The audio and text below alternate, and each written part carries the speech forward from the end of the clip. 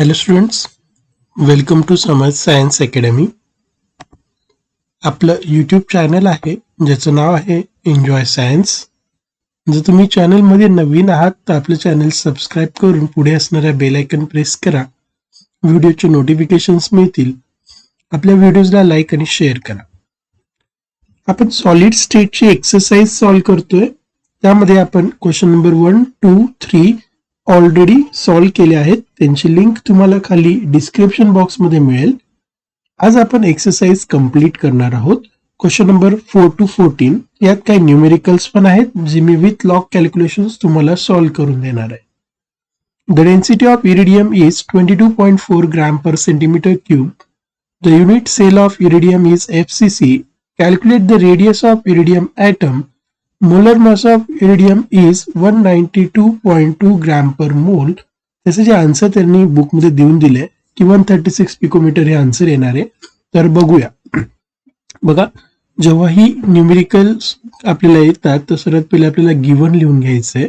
तर गिव्हन म्हणजे तो जो इरिडियम युनिट सेल आहे तो FCC दिलेला आहे. टाइप ऑफ युनिट सेल आहे FCC. डेन्सिटी रो आपल्याला दिलेली आहे इरिडियमची 22.4 ग्रॅम पर सेंटीमीटर क्यूब.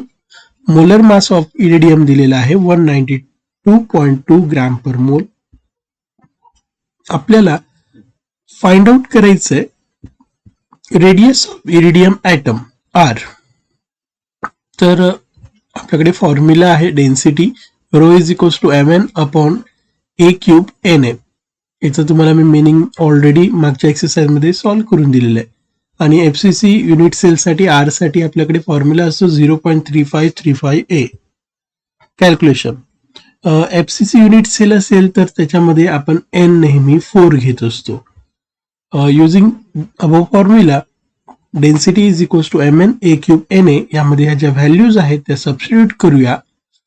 तर 22.4 ग्रॅम पर सेंटीमीटर क्यूब ही डेन्सिटी दिली आहे.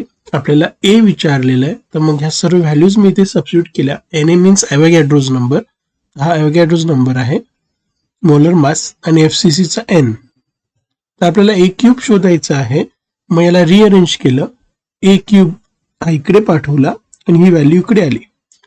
त्यानंतर पुढे हा cube root on both side घेऊया, म्हणजेच a is equals to cube root. त्यानंतर थोडीशी रिअरेंजमेंट करूया. काय रिअरेंजमेंट करायचं बघा, इथे 10⁻23 आहे. त्याला जर क्यूब रूटच्या बाहेर काढायचं असेल तर तो 24 करावा लागेल, बरोबर. मग क्यूब रूट मधून ज्यावेळेस तो बाहेर पडेल तर 8 3 24, तर 8 तिथनं बाहेर पडू शकतो या पद्धतीने, कारण की तो क्यूब रूट आहे, बरोबर. मग 24 अपॉन 3 जर केलं तर तो -8 म्हणून बाहेर पडेल. ओके, तर ह्या बाकीच्या सर्व व्हॅल्यूज ॲज इट इज. आता हे आपण लॉग कॅल्क्युलेशनने सॉल्व्ह करू शकतो. तर मग हे लॉग कॅल्क्युलेशनने कसं केलंय बघा. लॉग कॅल्क्युलेशन 1/3 क्यूब रूट जो आहे तो 1/3 ने आपण रिप्रेझेंट करतो. Log 192.2 plus log 40 minus log 22.4 plus log 6.022. वरती ज्या दोन टर्म्स आहेत त्यांचं मल्टिप्लिकेशन म्हणून लॉगची बेरीज, डिवाइडला असणाऱ्या दोन मल्टिप्लिकेशनच्या टर्म्स आहेत त्यांच्या लॉगची बेरीज, ही एकमेकांना डिवाइड आहे म्हणून यांचं सबस्ट्रॅक्शन. तर हे सर्व लॉगच्या व्हॅल्यूज बघितल्या. आता या दोघांच्या लॉगची जी काही व्हॅल्यूज आहेत त्यांची ॲडिशन करूया. या दोघांच्या लॉगची जी काही व्हॅल्यूज आपण फाइंड आउट केल्या त्यांची ॲडिशन करूया. यांचं ॲडिशन झाल्यानंतर 3.8858 मायनस 2.1299 करा. आन्सर येते 1.7559. त्याला 3 ने डिवाइड केलं तर अँटीलॉग ऑफ 0.5835, तर आन्सर येते 3.849. मग तिथे आलेला 10⁻8 सेंटीमीटर तो आपण इथे लिहूया.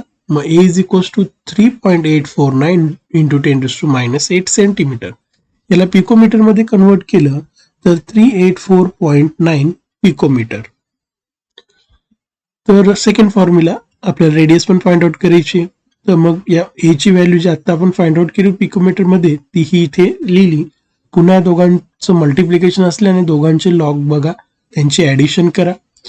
दोघांचे लॉग बघितले, ॲडिशन केली तर हा 0 आहे म्हणून 12, ही 3 अंकी संख्या म्हणून इथे 2, 35चा 3-5 मध्ये लॉग बघितला, 38चा 4-9 मध्ये लॉग बघितला.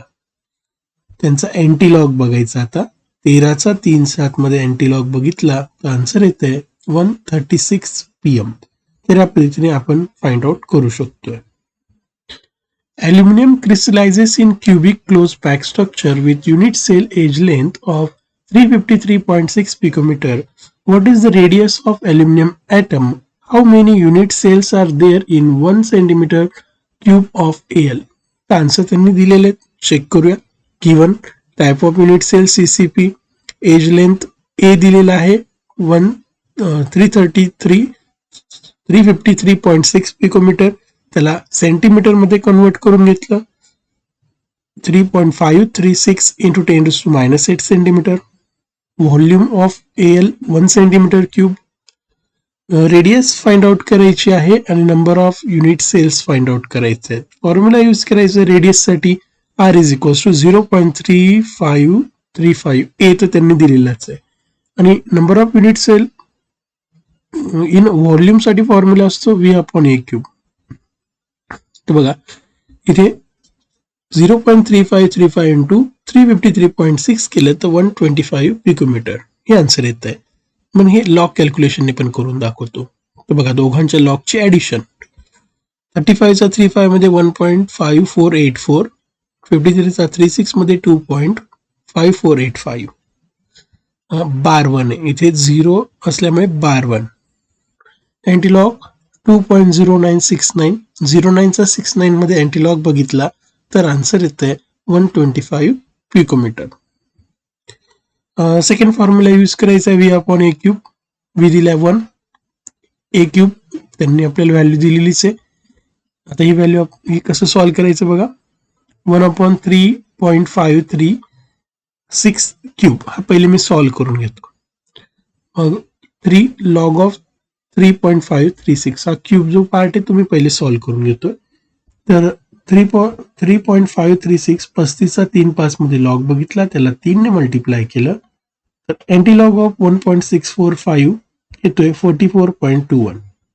आता ही जी व्हॅल्यू आहे तिथे डिवाइडला असणाऱ्या टर्म मध्ये टाकली 1/44.21 इंटू 10⁻24. हा कसा आला 8 3 -24 वरती जाताना +24 झालेला आहे. त्याला थोडंसं रिअरेंज करूया. एक डेसिमल मागे सरकवला 4.421 तर हा 24चा केला 23. ओके. आता तुम्ही डायरेक्टली सुद्धा रेसिप्रोकल बघू शकतात. आपल्याकडे लॉग टेबल असतं त्याच्या पाठीमागे बघा रेसिप्रोकल असतो. 4.4चा 21 मध्ये जर रेसिप्रोकल बघितला तर आन्सर येतोय 0.2261 इंटू 10⁻23. मग याला जर तुम्हाला सायंटिफिक लिहायचं असेल 2.26 हा 1 तुम्ही काढू शकता इंटू 10⁻22. ओके. राऊंड फिगर मध्ये आपण आन्सर लिहू शकतो.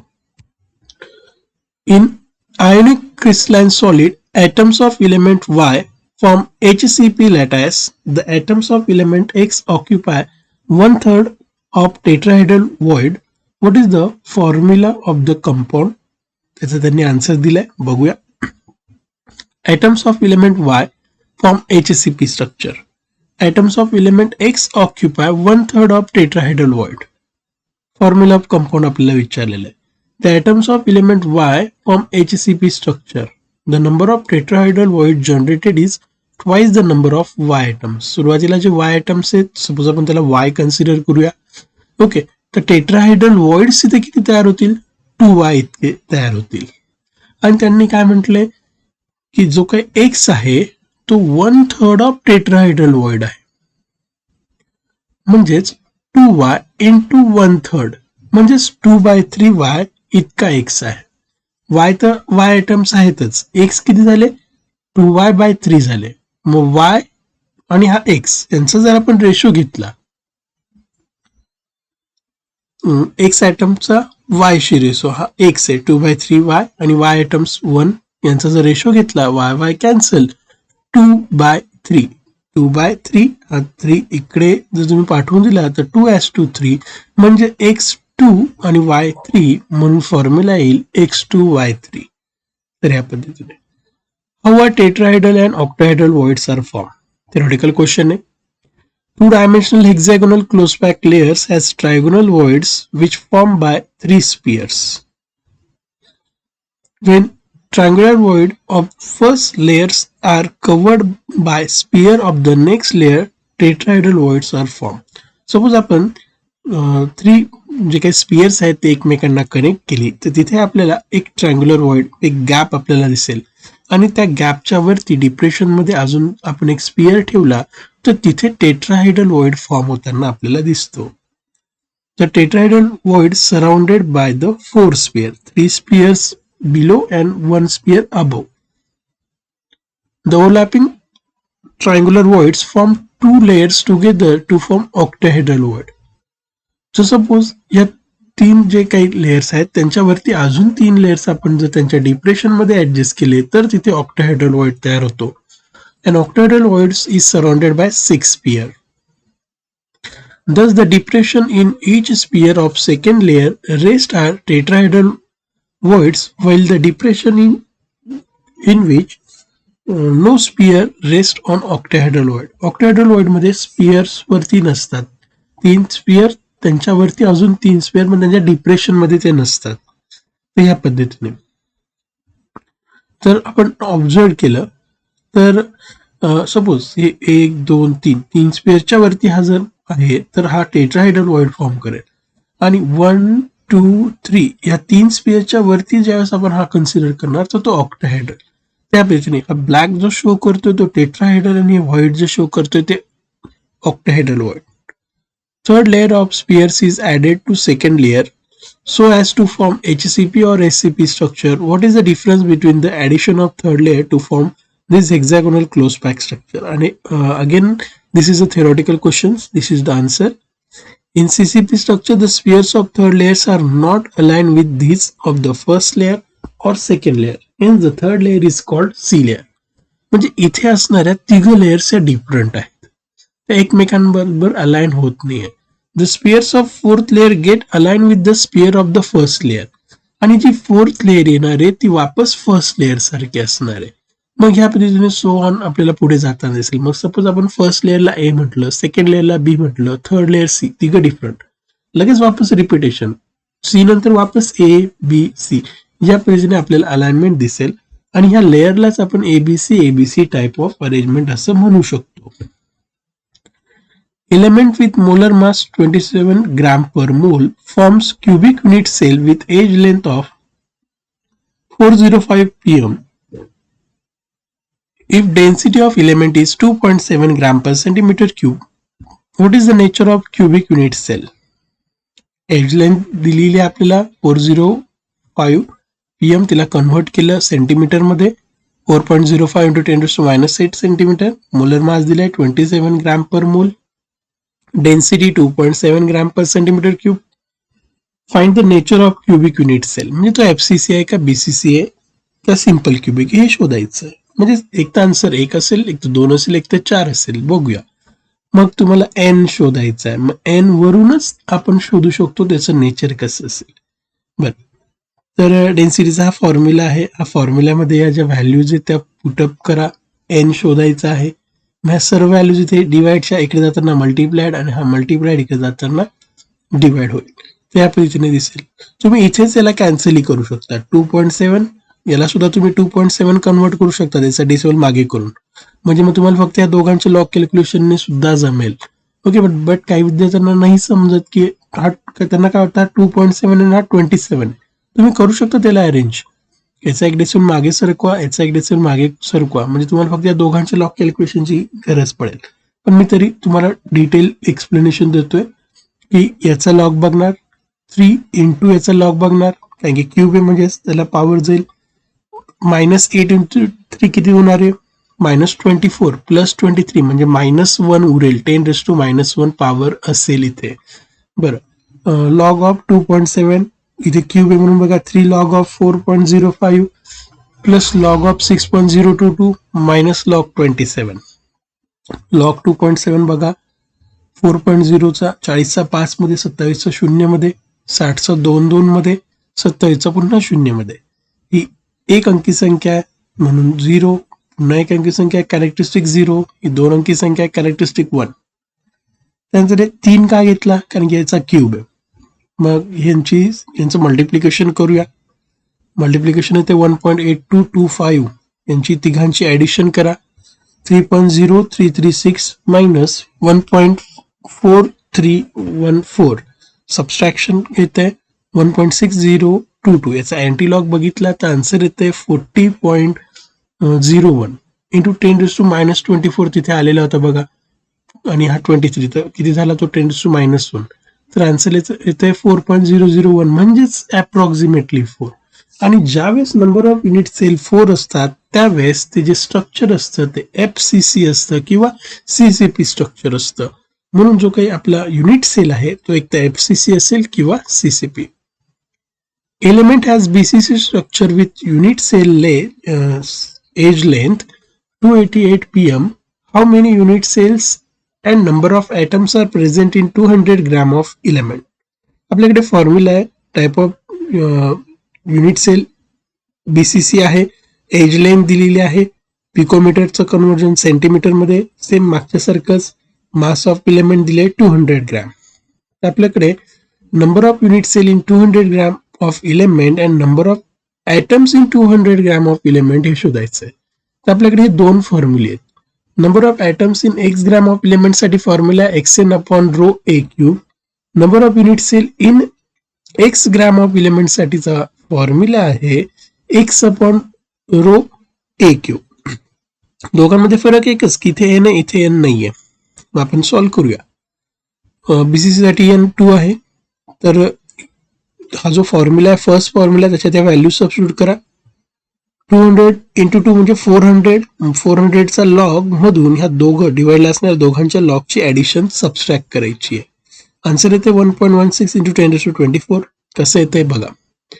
Log 400 minus log 14.44 plus 3 log 3 का, कारण की 2.88चा क्यूब आहे. मग लॉग बघितला 40च्या 0 मध्ये 2.6020, 14चा 4 मध्ये 1.1596, 28चा 8 मध्ये 0.4594, 3ने मल्टिप्लाय केलं 1.3782. या दोघांची ॲडिशन केली 2.5378. सबस्ट्रॅक्शन केलं 0.0648.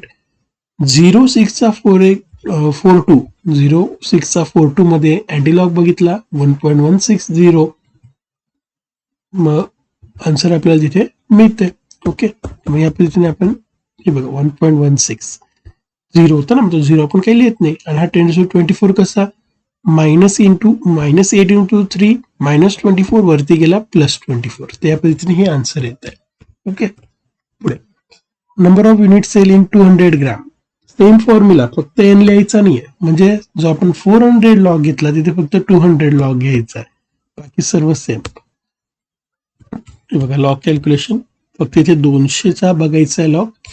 अँटीलॉग आता बघताना आपल्याला 1.7632चा बघायचा आहे. 0.5797 म्हणजे 0.58 इंटू 10⁻24. म्हणजेच तुम्ही एक डेसिमल जर ऍडजस्ट केला तर 23 याला तुम्ही करू शकतात 5.8 इंटू 10⁻23. तर या पद्धतीने हे दोघं आन्सर आपल्याला येत आहे. Distinguish with the help of diagrams metal conductors, insulators and semiconductors from each other. Metals are good conductors of electricity. Insulators are non-conductors of electricity. Semiconductors have conductivity that is intermediate between conductors and insulator. म्हणजे metal conductors हे good conductor असतात इलेक्ट्रिसिटीचे, त्यातनं electricity conduct होऊ शकते. Insulator हे non conductor असतात, त्यातनं electricity conduct होत नाही. तर सेमी कंडक्टर या दोघांचे इंटरमिडिएट असतात. In metal conductors the conduction band is partially filled and there is no band gap or there is overlapping between the valence band and conduction band. Valence band and conduction band मध्ये जो gap असतो, ज्याला band gap बोलतो, तो याच्यात नसतोच. Okay, आणि ते दोघं ओव्हरलॅप झालेले असतात. In insulator, valence band and conduction band in insulators are separated by large energy gap called forbidden zone. यांच्यातले जे दोन बँड्स आहेत, व्हॅलेन्स बँड आणि कंडक्शन बँड, ज्याच्यामध्ये इलेक्ट्रॉनची देवाणघेवाण होणार असते, त्यांच्यातला गॅप खूप जास्त असतो. फॉरबिडन झोन त्याला आपण बोलतो. त्याच्यामुळे हे नॉन कंडक्टर असतात. in semiconductor, the valence band is completely filled with the electrons and the conduction band is empty. However, the energy gap between the bond is smaller than that of insulator. यांच्यात सुद्धा gap आहे valence band and conduction band, पण यांच्यापेक्षा इथे तो band gap कसा असतो, कमी असतो. त्यामुळे व्हॅलेन्स बँड कडून कंडक्शन बँड कडे इलेक्ट्रॉन मूव्ह होऊ शकतात. तर हे बघा त्यांच्या फिगर्स आहेत. तर या पद्धतीने त्यांच्या फिगर्स आहेत. What are n-type semiconductors? Why is the conductivity of dope n-type semiconductor higher than that of pure semiconductor? Explain with diagram. N-type semiconductor contains increased number of electrons in the conduction band. In n-type semiconductor, an n-type semiconductor is obtained by adding group 15 elements to intrinsic semiconductor which belongs to the group 14. तर ह्यामध्ये जे काही हा एक intrinsic semiconductor म्हणजे pure जो आपण SI use करतो त्याच्यात आपल्याला इम्प्युरिटीज ऍड करायचे असतात. 4 of the 5 valence electron of P are utilized in the bonding the closest to 4 SI atoms. Thus P has 1 extra electron than needed. तर बघा याच्यामध्ये आपण पेंटाव्हॅलेंट इम्प्युरिटी ऍड करतोय. फॉस्फरस ही एक पेंटाव्हॅलेंट इम्प्युरिटी आहे, ती आपण या सिलिकॉन मध्ये ऍड करतोय. सिलिकॉन मध्ये असणारे शेवट व्हॅलेन्स इलेक्ट्रॉन 4 असतात, त्याच्यामुळे त्याला 4 इलेक्ट्रॉन्स यांच्याकडनं मिळून जातील. बट एक एक्स्ट्रा इलेक्ट्रॉन त्या फॉस्फरसचा तिथे आहे आणि हा एक एक्स्ट्रा इलेक्ट्रॉन कंडक्शन बँड मध्ये जातो आणि त्याच्यामुळे इथे एक्स्ट्रा कंडक्शन होतं जे प्युअर सिलिकॉन मध्ये नसतं. मग हा एक्स्ट्रा इलेक्ट्रॉन इथे मोर कंडक्शन शो करतो than pure SI. It is the transparent that conductivity of SI dope with phosphorus is higher than that of pure SI. म्हणून आपल्याला स्पष्टपणे दिसतंय की प्युअर SI हा जो आपण कन्सिडर केला तर त्याच्यापेक्षा हा डोप केलेला म्हणजे इम्प्युरिटी टाकलेला जो कंडक्टर आहे त्याची कंडक्टिव्हिटी जास्त आहे. The electrons in conduction band move under the influence of applied potential and conduct electricity. बघा याच्यामध्ये आपण एक पेंटाव्हॅलेंट इम्प्युरिटी ऍड करतोय, तर हा एक्स्ट्रा इलेक्ट्रॉन इथे इलेक्ट्रिसिटी कंडक्शन साठी युजफुल ठरतो, जो प्युअर P मध्ये प्युअर SI मध्ये नसतो. Explain with the diagram. Frenkel defect. What are the conditions for the formation? What is its effects on density and electrical neutrality? Frankel defect. Frankel defect arises when ion of an ionic compound is missing from its regular lattice site and occupies interstitial position between lattice point as shown in the figure. तर बघा इथे जे कॅटायन्स आहेत ज्यांची size small आहे तर ते त्यांच्या ओरिजिनल स्पेस पासून मिसिंग आहेत आणि इंटरस्टिशियल स्पेस मध्ये जातात. तर या प्रकारचा जो डिफेक्ट असतो त्याला फ्रँकेल डिफेक्ट म्हणतात. हा एक इंटरस्टिशियल डिफेक्ट आहे ज्याच्यात कॅटायन्स त्यांच्या ओरिजिनल पोझिशन पासून मिसिंग आहेत आणि इंटरस्टिशियल स्पेस मध्ये जातात. Conditions. Frankel defect occurs in ionic compounds with large difference between sizes of cation and anion. म्हणजे फ्रँकेल डिफेक्ट हा आयोनिक कंपाऊंड्स मध्ये असतो with large difference between sizes of cations and anion. The ions of ionic compound must be having low coordination number. आणि जे काही ions असतील ionic compound मध्ये त्याचा कोऑर्डिनेशन नंबर लो असणं गरजेचं आहे. तर त्यांचा इफेक्ट डेन्सिटी आणि न्यूट्रलिटीवर काय होतं, इलेक्ट्रिकल न्यूट्रलिटीवर काय होतं ते बघा. As no ions are missing. बघा तिथल्या तिथे आयन्स फक्त इंटरस्टिशियल स्पेस मध्ये आहे, त्याच्यामुळे आयन्स मिस नाही झाले, त्याच्यामुळे याचं मास बदलत नाही, व्हॉल्यूम बदलत नाही, म्हणजे डेन्सिटी सुद्धा remains unchanged and chemical properties also remains unchanged. As no ions are missing from the crystal lattice as a whole, the density of solid, its chemical properties remains unchanged. त्यानंतर number of कॅटायन्स आणि एनायन्स इथे मिसच नाही झाले, म्हणजे number of कॅटायन्स आणि एनायन्स equal आहे, म्हणजे हा न्यूट्रल आहे, म्हणून हा इलेक्ट्रिकली न्यूट्रल आहे. त्याचे examples AgCl, AgBr, AgI, CF2, ZnS mostly ionic compounds आहेत. What is impurity defect? What are its types? explain the formation of vacancies through the oleovalent impurity with example. Impurity defect. It is arises when foreign atoms, that is atoms different from the host atoms, are present in the crystal lattice. तर याच्यामध्ये असा एक item येऊन जातो तो त्या जो काही क्रिस्टल स्ट्रक्चर आहे त्यांच्यापेक्षा वेगळाच कुठला तरी अदर ॲटम्स त्याच्यात इन्व्हॉल्व्ह होऊन जातो. तर अशा प्रकारच्या डिफेक्टला इम्प्युरिटी डिफेक्ट म्हणायचं. हे दोन प्रकारचे असतात, एक सबस्टिट्युशनल आणि एक इंटरस्टिशियल इम्प्युरिटी डिफेक्ट. आपल्याला एक्सप्लेन करायला लावलं vacancy through oleovalent impurity. Vacancies are created by the addition of impurities of oleovalent ions. आता oleovalents म्हणजे काय, की असा आयन ज्याची ऑक्सिडेशन स्टेट डिफरंट आहे होस्ट आयन पेक्षा, तर त्याला काय म्हणायचं, oleovalent. That is the ions with oxidation state different from that host ion to an ionic solid. Example, suppose आपण small amount of SrCl2 impurity जर NaCl च्या फॉर्मेशन होत असताना, क्रिस्टलायझेशन होत असताना जर ऍड केली, the added Sr2 plus ion with oxidation state +2 occupy some of the regular sites of Na plus host with oxidation state +1. In order to maintain electrical neutrality, every Sr2 plus ion removes 2 Na ions. एक Sr2 plus ion ज्यावेळेस तिथे add होईल तर तो 2 Na plus ion remove करेल, तरच त्यांची electrical neutrality काय राहणार आहे, मेंटेन राहणार आहे. तर ह्या पद्धतीने हे फिगरमध्ये पण आपण शो करतोय बघा. तर इथे एक असणारा Na प्लस, इथे असणारा एक Na प्लस, असे 2 Na प्लस आयन्स इथनं लॉस झाले.